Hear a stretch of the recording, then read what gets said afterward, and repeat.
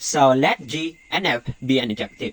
So G maps to X to Y and F maps to Y to Z. So functions then f of G is an injective. Their composition. Meaning they map distinct elements to distinct elements. Then, Today's wrath of math. so their composition is f of G as injective. So we can see that the domain of G is X and the domain of F is Y. And let's consider the composition function f of G.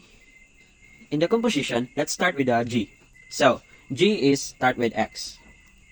So next is F. So as you can see, F is Y is going to Z or planted to Z. So X is the X element is going to Z.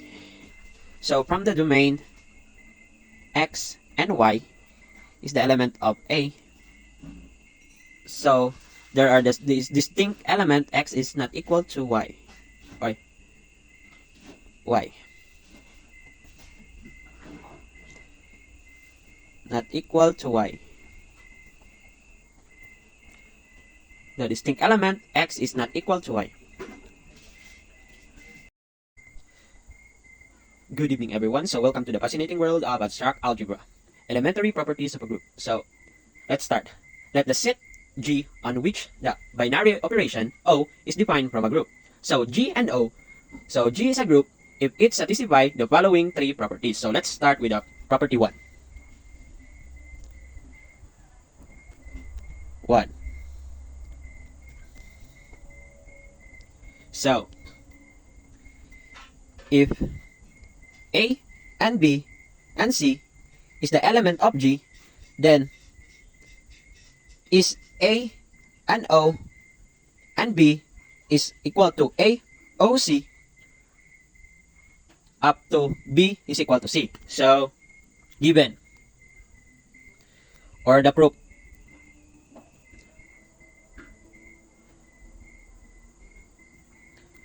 So AOB is equal to AOC for every A and B and C is the element of G operating on the left with A square root of 1 is the element of G. A square root of 1 O times A OB is equal to A square root of 1. O is times A OC or B is equal to C. So note that AOB is also written as AB. This is also known as left cancellation law. So the third proving. So proving subset of a subgroup.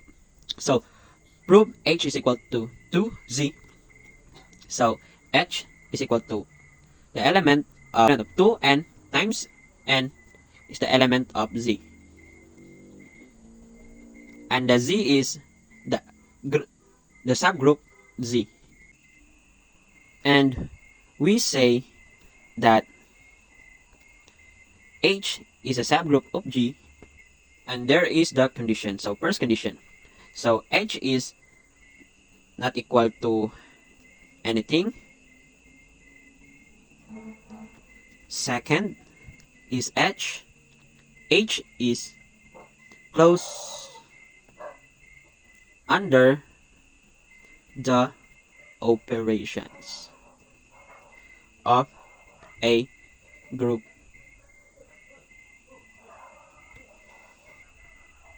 Let's say for all X, Y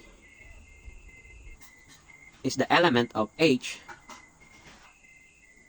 we have X plus Y element of H. So we're not using the x plus y in here because in the use of multiplication, we use x, y element of h.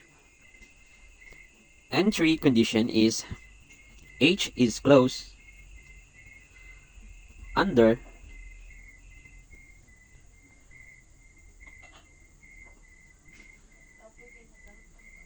inverses. So, add all x element of h. So, we have the inverse of x is negative x element of h. And we are using the multiplication is x is squared negative 1 is the element of h. So here is the 3 steps. So let's prove. So note 0 equals 2 or 0 equals 2 times 0 element of h. B times c. 0 is element of z. And this is show that h is not empty. So h is empty, so take any x, y is the element of h. And this means x is equal to 2n and y is equal to 2m. For some n and m is element of z. So lastly is y is the inverse of x. So note y is equal to 2 times n is equal to negative 2, n is equal to negative x. That's all. Thank you.